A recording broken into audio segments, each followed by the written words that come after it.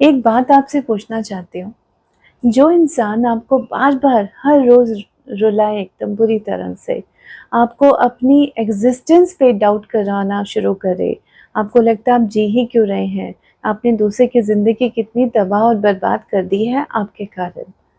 और आपको अपनी ही काबिलियत पे शक होता रहता है, आपका कॉन्फिडेंस एकदम चूर-चूर हो गया है।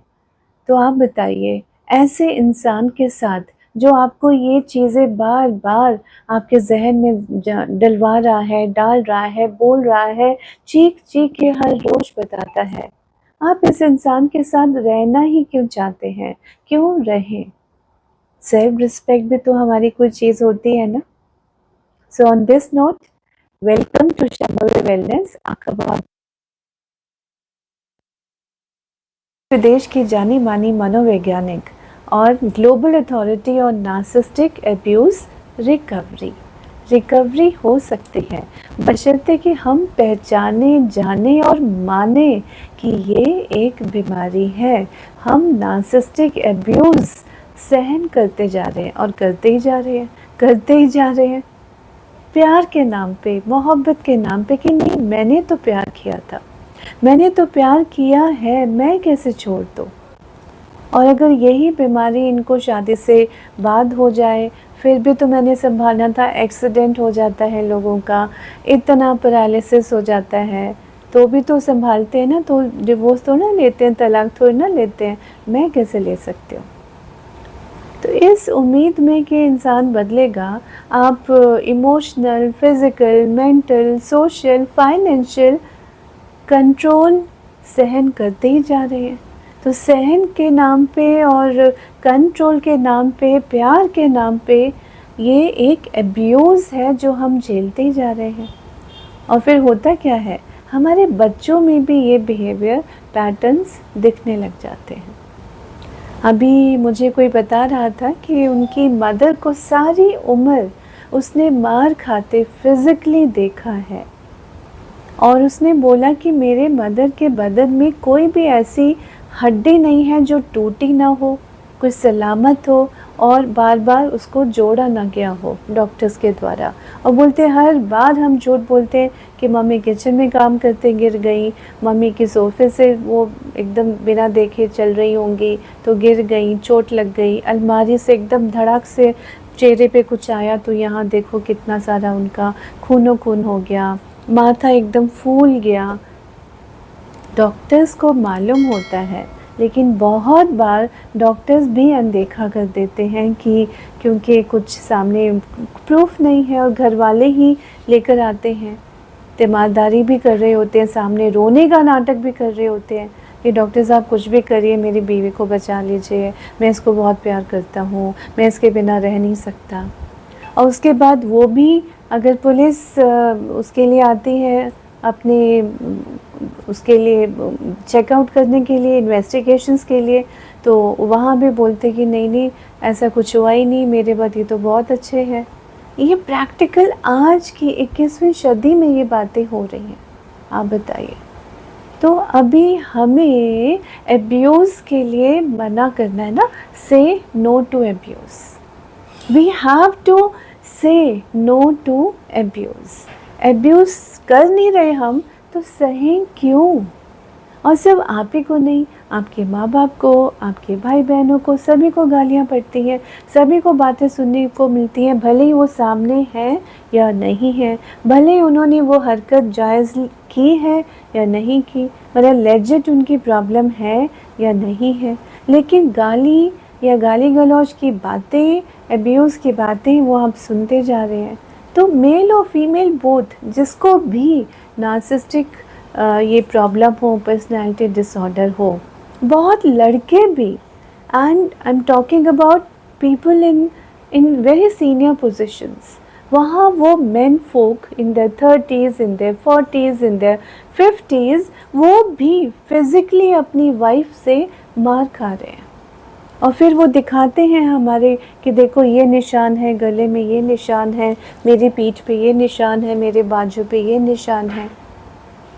और बस वही कि बच्चों के नाम पे, समाज के नाम पे, या मेरे माँ बाप को मैं कैसे मुँह दिखाऊंगा कि मेरी वाइफ मुझे कितना ज़लील करती रही है सारी उम्र इस तरह, और मेरी ऑफिस में मेरी क्या इज़्ज़त रह जाएगी। लोगों से डरते डरते हम घर में हमारा जीना ही मुहाल हो रहा है, मुश्किल हो रहा है। ऐसा क्यों?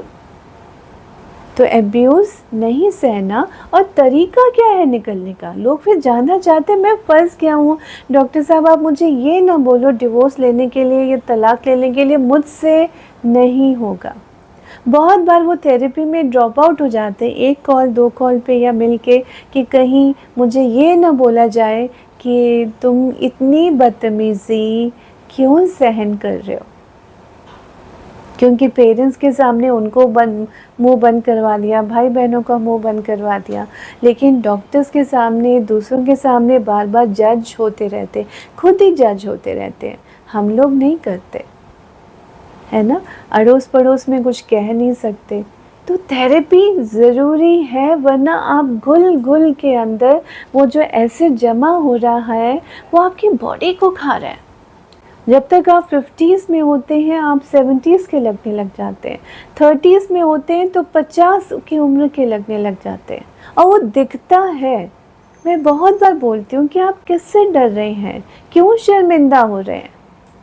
आपके अड़ोस पड़ोस में सबको समझ आ रहा है, आपकी शक्ल सूरत सब कुछ बयां कर रही है, तो किससे शर्मिंदा हो रहे हैं? क्यों चुप रह रहे हैं, और क्यों चुप रह के इतना कुछ सहन कर रहे हैं? तो आइडियल है तलाक डिवोर्स ले या न ले, वो बात की बात है, लेकिन अपनी बाउंड्रीज बना ले। मे बी आप अपना जॉब मोबिलिटी के कारण दूसरी जगह जा सकते हैं, आपने अगर गाली सुनी, किसी की गलत भाषा आपने सुनी, बहुत ही कैरेक्टर असैसिनेट कर लेते, चरित्र हनन कर लेते, ऐसे ऐसे शब्द भेदी बाण जो होते हैं ना, कि जो दिल को एकदम छुप अंदर घुस जाते हैं। आपके अपने बच्चे के साथ आपके चरित्र का गड़बड़ ये लोग आपके स्पाउसेस ही कर देते हैं। ऐसा हो रहा है, ऐसा घरों में हो रहा है। और अगर आपको लगता है कि मेरी ये बातें आप कहीं भी आपके दिल को छू रही हैं, या आपको एकदम से जहन में आपके कोई एक ऐसा इंसान की शक्ल आ रही है जो आपको लगता है कि अरे वो उसको ये शायद प्रॉब्लम ना हो, तो प्लीज़ आप उसको हमारा नंबर दीजिए, हमारे वीडियोस उसके साथ शेयर कीजिए, उसको आप एनकरेज करिए कि वो हमसे बात करे, मिले आके, नहीं तो ऑनलाइन कंसल्ट करे, मगर उसे स्ट्रॉन्ग साइकोथेरेपी की, और जो एब्यूज़ से आपको रिकवर करा सके, जो इसी का ही स्पेशलिस्ट है, टॉक्सिक रिलेशनशिप से आपको रिकवर करा सके, वो बहुत स्पेशलाइज्ड इसमें थेरेपीज़ की ज़रूरत होती है। तो अनकॉन्शियस सबकॉन्शियस माइंड से वो स्क्रैच हो सके ट्रॉमा, ताकि आपकी ज़िंदगी तो बहाल हो सके वापस, आप ज़िंदा तो रहें, इमोशनली ज़िंदा तो रहें। क्यों मर मर के जी रहे हैं, क्यों ज़िंदा लाश बन के जी रहे हैं? ये बातें, ये शब्द बहुत लोग बोलते हैं कि डॉक्टर मेरी ज़िंदगी तो बिल्कुल ज़िंदा लाश की तरह रह गई है। क्यों सफ़र कर रहे हैं आप? तो ज़ीरो कांटेक्ट या नो कांटेक्ट एक दवा है आपके लिए। आप जिएंगे ना तो आपके बच्चे खिल उठेंगे, साथ रह के आपके बच्चे और दबते दबते दबते दबते चले जाएंगे, और उनकी पर्सनालिटी एकदम गर्त में गिर जाएगी। मतलब वो भी कोई ना कोई पर्सनालिटी डिसऑर्डर का शिकार हो ही जाएंगे। बहुत बार लोग मुझे, जो स्पाउसेस हैं, जो ठीक हैं, जो नार्सिसिस्ट नहीं हैं, वो बड़ी कॉन्फिडेंटली बोलते हैं नहीं नहीं मेरे बच्चे को तो मैंने बचा के रखा हुआ है, उससे कोई प्रॉब्लम नहीं, वो ठीक है, वो पढ़ाई में ऐसे कर रहा है वैसे कर रहा है। लेकिन मैं हमेशा बोलती हूँ कि बहुत अच्छी बात है कि आप कह रहे हैं कि आपका बच्चा टीनेजर है, यंग एडल्ट है, ठीक होगा, मगर एक बार हमसे भी तो मिलवाइए। और जब मिलते हैं, मुलाकात होती है ऑनलाइन भी, तो बात करते हैं, टेस्ट असेसमेंट्स उनका होता है, तो निकल आता है कोई ना कोई पर्सनैलिटी डिसऑर्डर। तो आंखें बंद कर लेने से या केवल कह देने से कि सब ठीक है, आपके बच्चों की लाइफ ठीक नहीं है। तो मानिए, जानिए, पहचानिए इस बला को, नार्सिसिस्टिक पर्सनालिटी डिसऑर्डर जो आपके अंदर आप ही की लाइफ को तबाह कर रहा है, उसके बाद आपके ही हाथों आपके बच्चों की लाइफ भी, इमोशनल लाइफ एकदम ख़राब हो जाती है। तो जो नॉन नार्सिसिस्टिक पर्सनालिटी डिसऑर्डर के स्पाउस है ना, उनकी जिम्मेदारी ज़्यादा बनती है बच्चों को सही समय पे उनका अपना भी और उनका भी ट्रीटमेंट करवाएं, काउंसलिंग थेरेप्यूटिक इंटरवेंशन कराएं, एक स्पेशलिस्ट विशेषज्ञ जो सिर्फ इसी का हो कि नार्सिसिस्टिक अब्यूज़ से रिकवरी कैसे होती है, क्योंकि रिकवरी में बहुत सुपर डुपर स्पेशलाइज्ड इंटरवेंशंस चाहिए।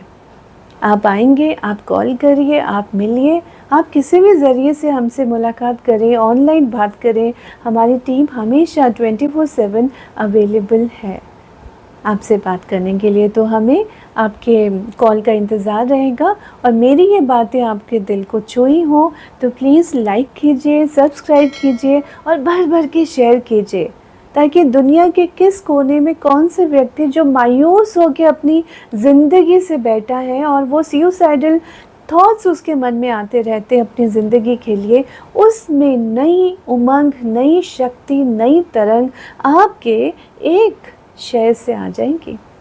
तो आप करेंगे ना ये काम? Thank you so much.